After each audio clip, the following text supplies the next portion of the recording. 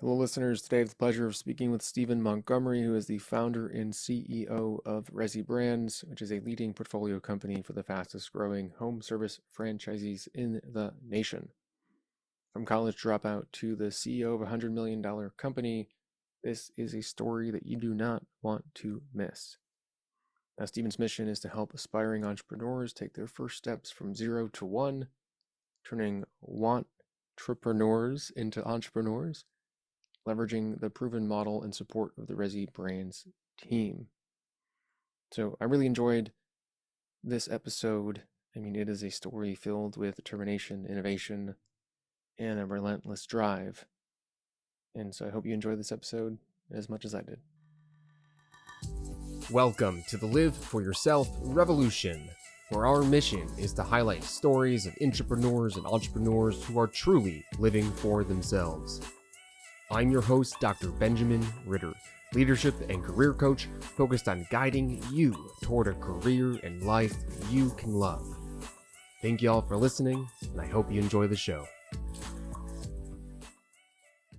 So, Stephen, you mentioned the blue collar revolution, and my collar literally popped up. I don't know if you've ever walked around with a popped up collar. I can't say that I have, but can you can you explain? Actually, one of my Halloween costumes one year was going around with four different collars popped up, glued to each other. Nice. But what is the blue collar revolution? Yeah, the blue collar revolution in my mind is an entrepreneurial revolution where people are taking serious the opportunities that are in boring businesses.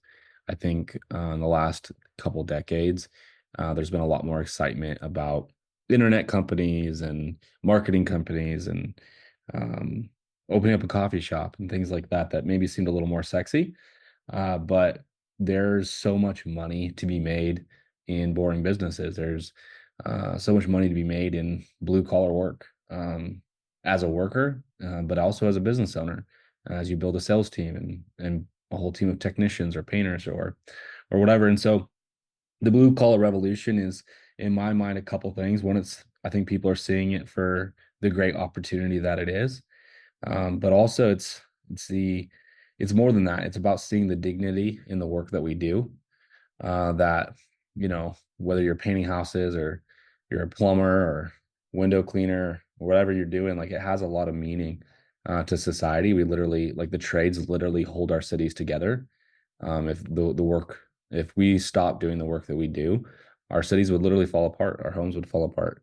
And so I think it's about bringing dignity back to the trades, um, and recognizing the work for what it is and how important it is, while also seeing that there's amazing opportunity in it.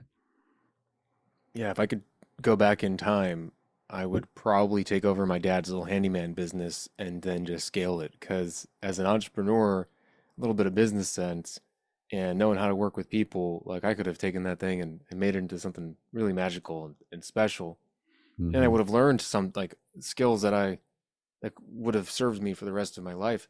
If you are listening to this and maybe you didn't have that type of upbringing, didn't have the kind of the trades around you, the moment you buy a home, it's just You're like, gonna wish you did, yeah. man, the amount of money that's spent on like pest control, lawn service, home construction and like painting, plumbing.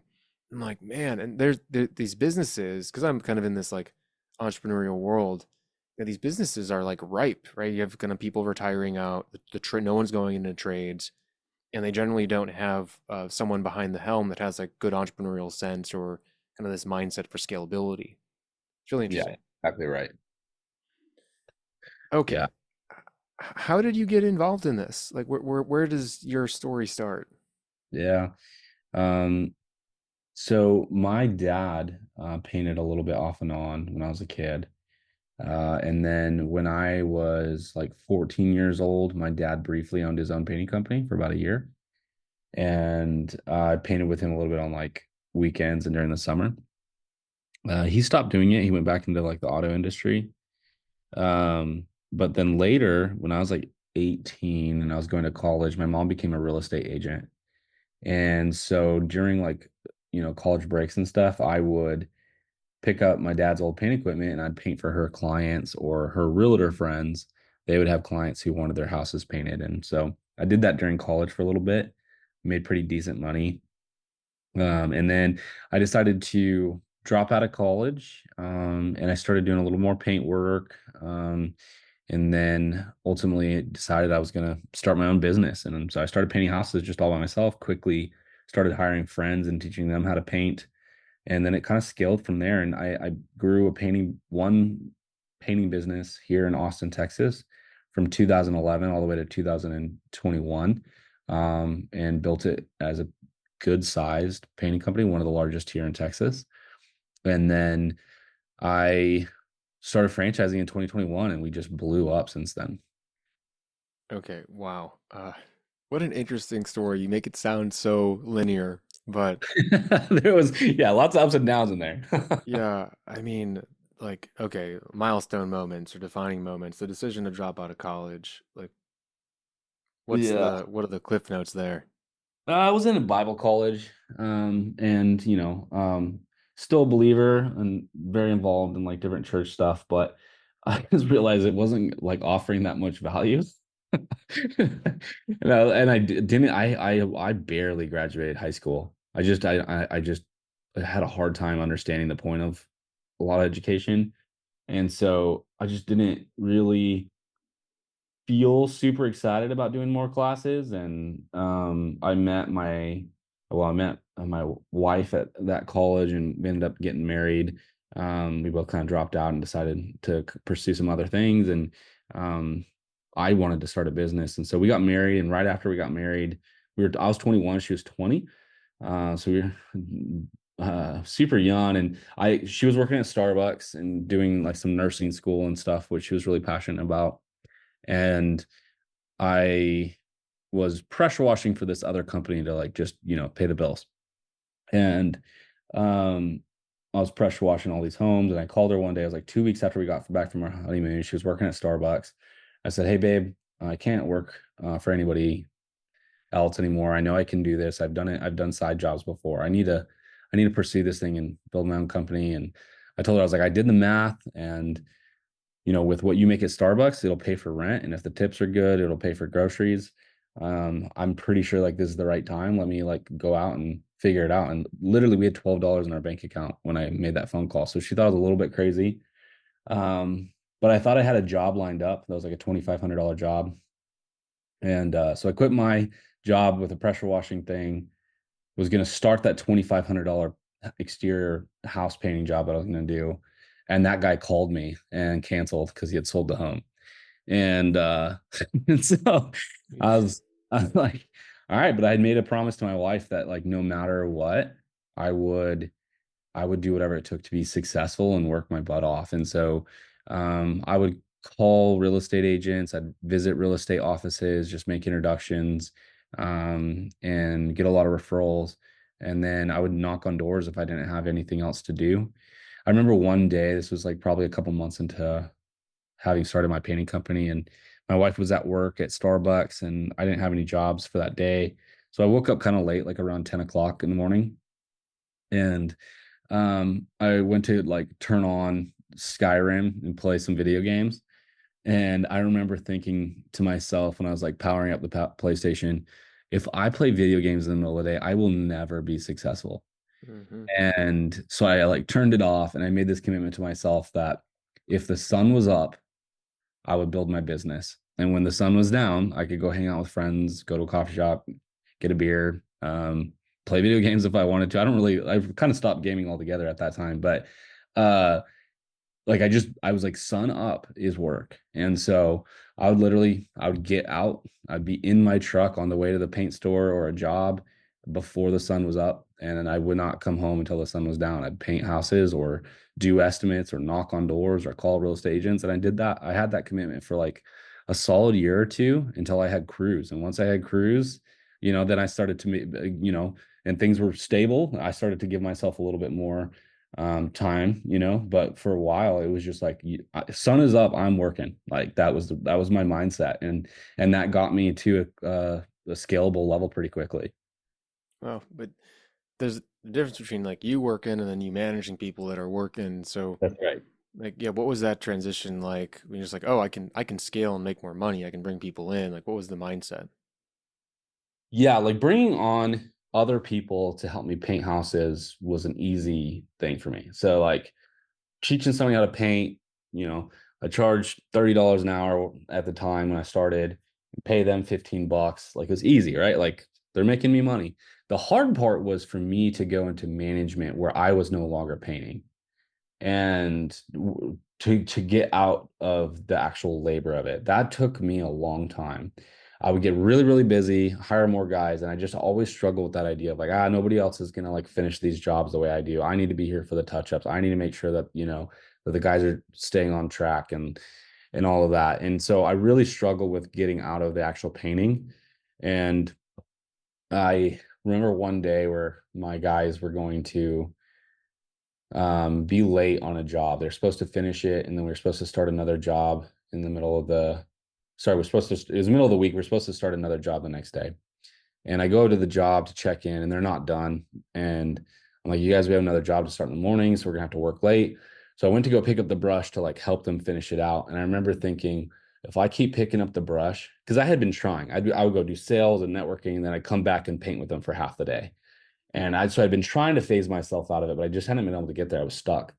And I remember that clicked for me that day. And I'm like, if I keep picking up the brush, I'll never scale my business to the next level. So I set the paintbrush down. I said, hey guys, I'll see you at the job in the morning. I trust you to finish this up.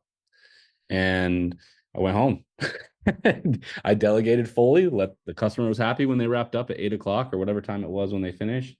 Saw them at the job the next morning. I got them all set up, told them what to do, and I left. And I went and did sales and business development, and I never painted again. And occasionally I'll paint around in my own house, but since that day I've put the brush down. Like I haven't picked it up professionally, and I focused on sales. And then from there, there was I grew it pretty successfully that next year or so. But then I got to another spot where I was like, all right, I need to hire management. I need to hire an admin. I need to hire a salesperson. And that was another moment where it's kind of like, all right, I got to figure out how to delegate this.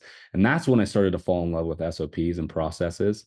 So I started writing down everything that was in my head that made me successful. And how I bid homes, it was all in my head. So I had no system, or for years, like I had no software, I had no spreadsheet. I had this method in my head, and it's a way that I would count basically the surface area in sections. And it worked extremely well, and I could teach it to people, but I had never written it down. And so it's still a method we use today. We've built more systems around it, but it allows people to bid estimates a lot faster. But anyways, I started thinking through all those different things that I did that made me successful, and I just started writing them down and teaching them to people. And then after a year or two of that, like the system was really cranking. We were growing rapidly. And that's when I started looking into other options for growth as far as like maybe opening up some more locations. And that's when I fell in love with the idea of franchising. So prior to franchising, your hiring crews seemed to come pretty natural. Delegation was like a learned experience, and Yes. then you realize that processes, like, okay, maybe everything can't live in your head right now. If the Yeah. business is, can't rely on you. If you get hit by a bus tomorrow, is the business going to survive? Are you going to be able to pay your medical bills? Yeah. Who's teaching you all this? At that point, self-taught on almost everything. Um, I think a couple things that clicked for me was like in 2018, I was listening to this podcast. It was actually it was actually, no, it wasn't a podcast. It was like a audio of one of the Tony Robbins events. And he was not interviewing, but he was answering questions. And one of the questions was from this like really famous professional photographer. And she was saying basically that I can't scale because every time I hire another photographer and I send them out to do a shoot, the clients ask, well, where's whatever her name was? And they're never happy with my team. And so I always end up just having to go out and do the shoots. And I feel stuck and I can't scale. And his response to her was, you don't have a business, you have a profitable reputation. And a profitable reputation will make you money, but it will not grow into a scalable business. You have to have a profitable system. And that clicked for me because at that time it was the same thing. Like I had painters and all that that would do the work well, but it was always my clients, realtors, property managers, all these people that would always ask, well, where's Steven? Hey, I want to talk to Steven. Can Steven come out and do my bid? And so I just felt like if I ever stop showing up, like the business won't succeed. And so that's where it clicked for me that I needed to build out more processes. So I had started that, but then I still like hadn't really all the way like broken through that. And so my wife kept being like, you need to hire a business coach, hire a business coach, hire a business coach. And so I hired a business coach that I met through like a networking event. And that really helped because he wasn't even that good at like processes, to be honest. He was just really good at asking me questions that made me like realize how much of my fear was like unrealistic fear and just like stuff I could just shake off and move on. And just well, why aren't you delegating that? Like, and when you actually have somebody keep asking you those questions and you keep processing out loud, eventually you realize, wait, this is just a bunch of anxiety and fear that I've made up in my head. and and so that process led to me being able to scale honestly pretty rapidly, and then later on I found somebody that could help me with the franchise stuff as well and learn about that. Yeah, when you get out of your own way and you like Yes. let your fear kind of like let down the weights of your fears. And generally all it takes is someone to challenge you and ask you questions repeatedly to give you a different perspective. Yeah. You become weightless. You gain a lot of momentum. You can. Yeah. Yeah, Because it also absolutely. sounds like you're super action oriented. It's just like Yeah. give you a challenge and you go after it.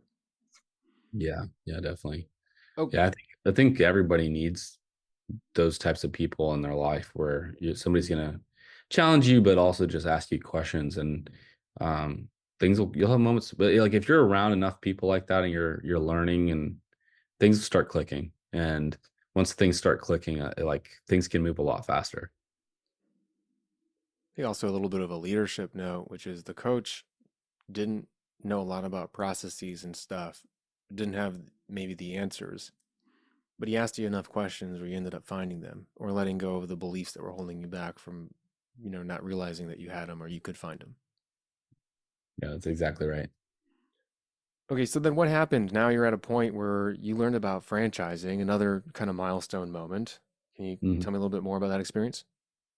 Yeah, the plan was with the business coach that I had worked up was just to expand into 5 cities. So we were going to launch in like San Antonio, Houston, Dallas, Oklahoma City, and possibly another. And so I'd written up that plan. I'd started saving money. I'd started kind of building out how I wanted it to all look. And then I read the book, The E Myth. And the book, The E Myth, is about SOPs. It's about processes. It's about a lot of this is stuff that we're talking about, building a system that can scale. And by the end of the book, you realize that one of the options on how to do this is a franchise system. And by the time I was done reading that book, I was convinced that that's the model I wanted to take. Because the whole time that I was in my running my business, I always had people saying, "Well, how do you do that? How did you get started?" Like people were always asking me for advice because to be honest, like even when I wasn't huge, my life was pretty well balanced. Like I had great painters. If I wanted to go on vacation or leave early or whatever, I had a like I was making good money, better money than most of my friends. And I had a lot of flexibility. And so I had a lot of people always asking me, like, how did you achieve that? Or asking me for business advice. And so I knew that like if I could get the systems down and show people how to do it, that a franchise system would work for us. And so we launched the franchise system in 2021 and it grew pretty quickly. I know that you said you wanted to expand, but like what's the motivation there? Instead of just like, oh, I had a good life, I have a good schedule, I'm making good money. Yeah. A couple things. Like I was very involved with like church stuff. I was very involved with some nonprofit work. And so the business was like not honestly my main focus.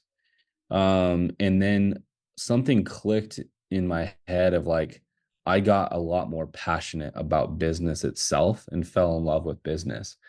And I used to, another thing too is like, I used to like obsessively watch Shark Tank and always be like, when am I going to have like my own Shark Tank idea? And one day it clicked for me, and I was like, I have a Shark Tank idea. It's called my house painting business. It's called That One Painter. Like, I just need to grow the thing I'm already good at. and, and Hmm. and that thinking changed for me. I just became a lot more passionate and a lot more competitive in my mind, and I wanted to see how far I could go. And for me, like I still am involved with some nonprofit work, and I I hope to build some massive companies and be able to do a lot of cool stuff. I want to help a lot of people find freedom. I want to help a lot of people build legacy businesses because it's a great thing for them as people. I think it's a great thing for our economy. I think it's better for our nation if there's more owners. Franchising is a way to you get the advantages of big business, but you get all the advantages of small business. So you have the advantage of like a big brand, but um, the power of small business owners who are inside that brand. And so I just um, there's the IFA, which is the International Franchise Association. Uh, the president, he has a line. He says that franchising is the greatest and most democratic distribution of wealth to ever exist. And it's because it's a system where you get all those benefits of a large corporation, but you have a camaraderie and community of owners. Um, and I think that's a powerful thing and something that has a lot of purpose. I felt like franchising was a way for me to do what I'm good at and simultaneously get to do what I love, which is empowering people and um, coaching people and helping people be successful. Yeah, so how has your job transformed again? Kind of feels like you keep getting new roles in the business. Yeah. Um, when you grow quickly, like we have the last 3 years. You know that saying. I'm sure you've heard it. Many people say it of just like you have to fire yourself all the time, and Hmm. every time you're firing yourself, though, you're also promoting yourself to the next step and phase of your company. And so, but even then, it's like it goes from like, all right, so I'm going to run a painting company, and then it's like I'm now running a franchise company, which is not like running a painting company at all. A franchise company is a coaching company. It is a consulting company in many ways. So we're coaching them, consulting them, um, and offering them a system and process that helps them scale their business. And so it's very different. And so that's a learning curve. And then as it grew so quickly, now I have to, bring in all these other people to support franchisees and just keep growing and scaling. And so it just feels like we're on a constant learning adventure as we've grown. And so I think that, today my role is basically to make sure that the leadership of our company has all the tools and resources they need to be successful. And like I joke with people, I'm like, I don't know that I like actually do anything anymore. I mostly just make sure that people have what they need now. like like there's not like a lot of tasks that I do. Like it's mostly me meeting with people and saying, all right, what do you need? Like, how do we achieve this goal together? Tell me what your needs are, and then figure out a way to help them get that. I mean, leadership is about knowing the person that's in front of you and figuring out a way to create an environment and provide resources to help them achieve their goals. So it sounds like you're just Exactly being right. a leader. That at some point when you build a business, that's what most of your time becomes. And for you to lead a large business, you have to get there because at some point the entire thing is not tasks for you as the leader. It is just leadership itself.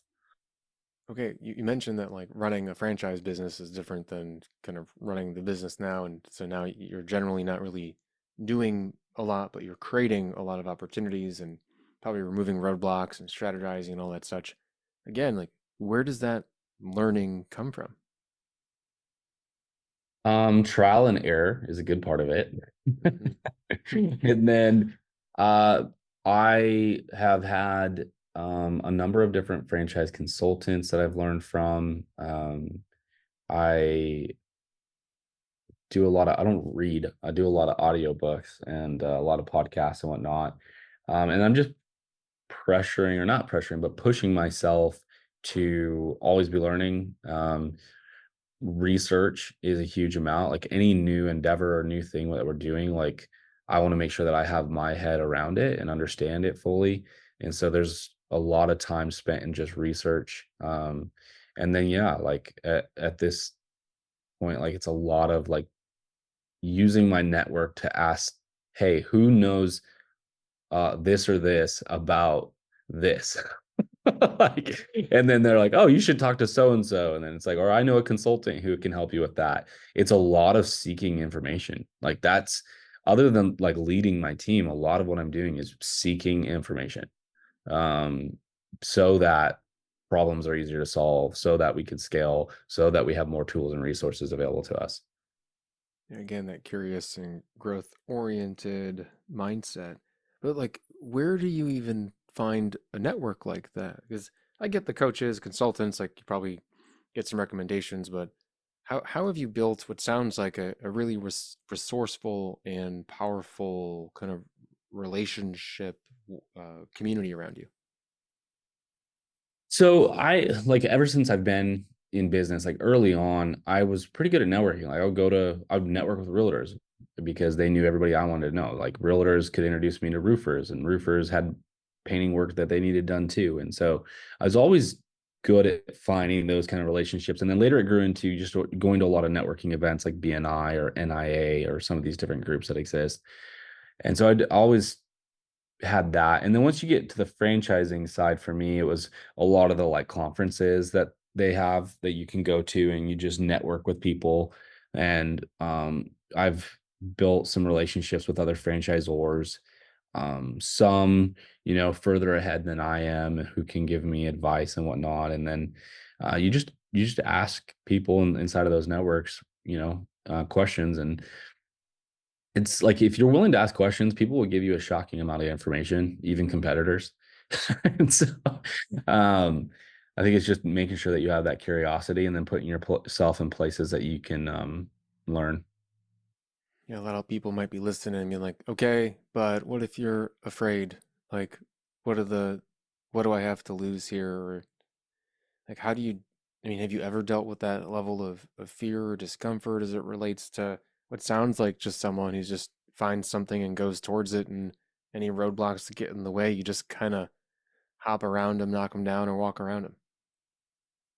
Yeah, I think I've had plenty of times where I've been fearful or had anxiety or felt like I'm the new kid on the block. It feels a little weird to ask those questions at this event or try to get to know those people or whatever. I think everybody has all those sorts of feelings, but just like everything else, like the first time you jump out of an airplane to skydive, I'm sure it's terrifying. And then after you do it 20 times, you don't think about it at all.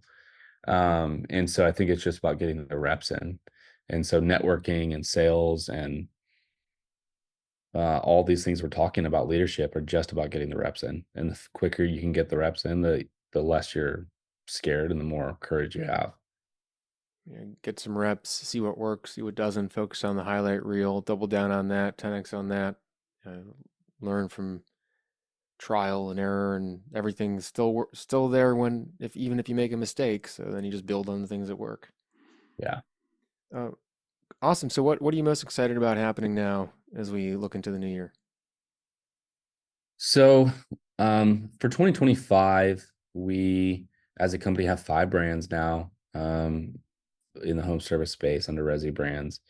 Um, we're not going to introduce any new brands in 2025. So it's 5 for 25 is what I keep telling everybody. And we just want to scale. We've grown so quickly in the last 3 years. We'll continue to grow really quickly in 2025, but it's I think a lot more stable growth.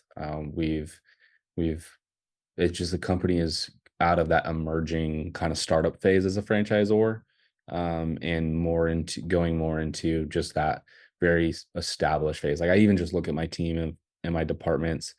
I've had employees that have been here for a while now. They're leading their teams. Their teams love their jobs. They're doing great.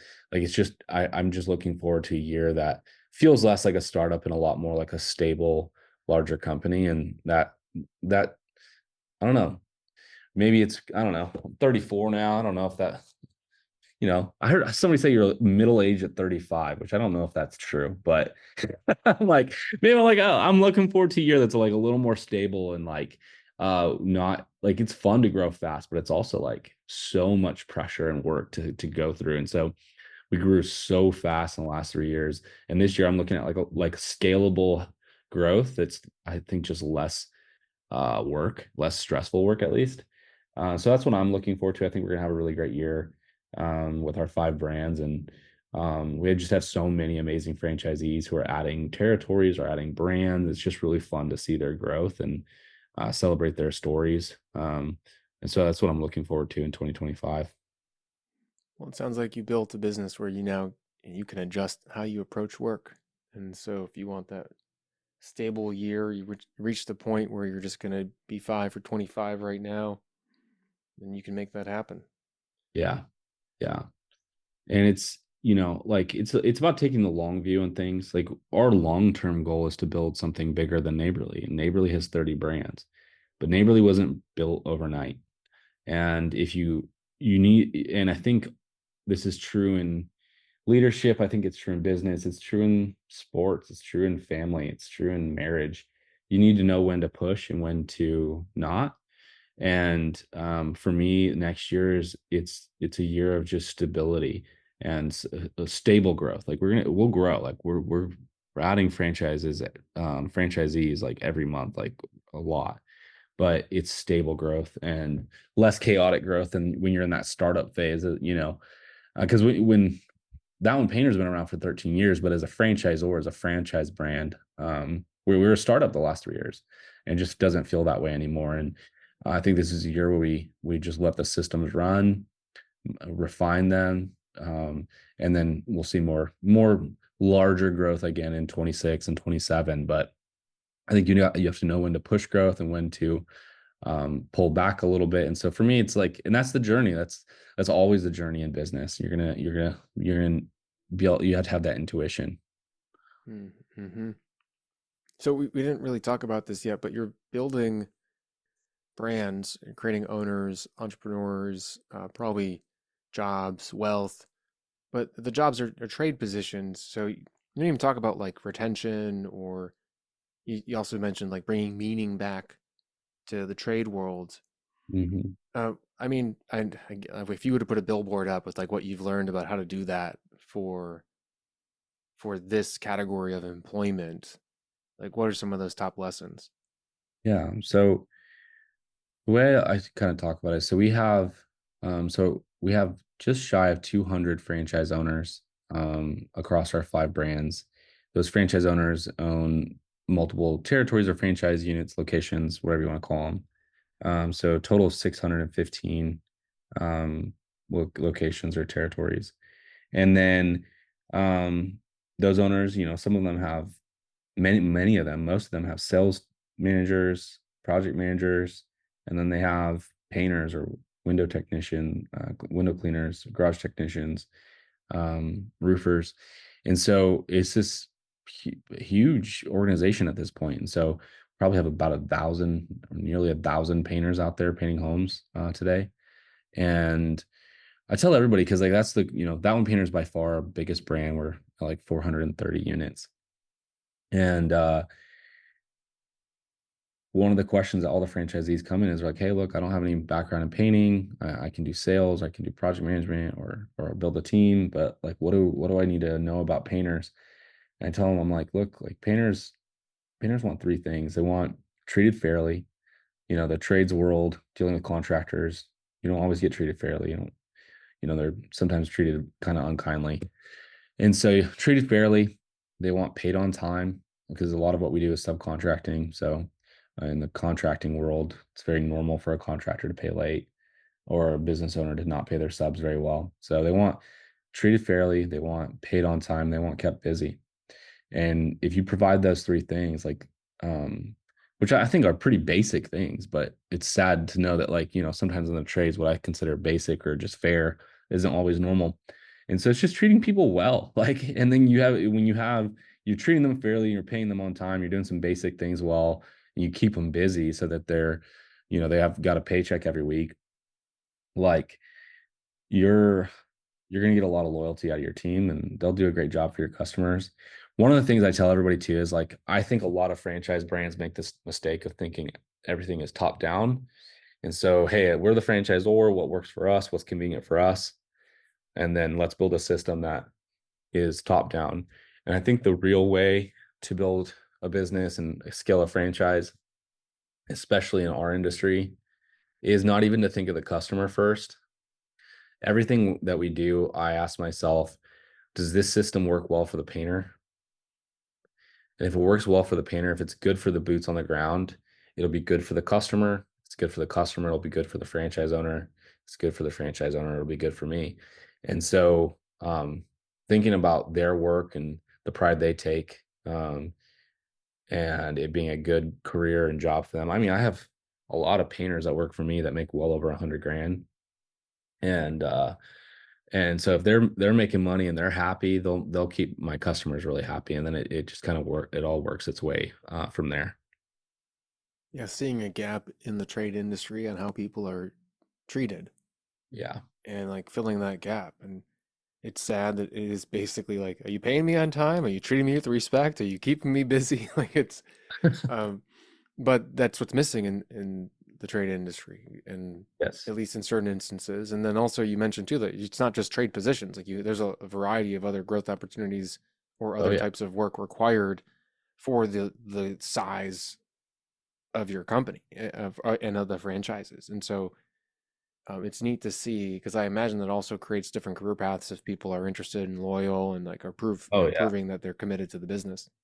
Yeah, definitely. Like, and we have some of our painters that became franchisees. Some of the painters that I had here in Austin, and so, um, you know, it's I had some of my sales managers and stuff have become franchisees and now in their own businesses. So there's in a good system and a good network and a good community of people, there's a lot of opportunity, man. That's awesome. Well, thank you so much for, I mean, bringing this to the world.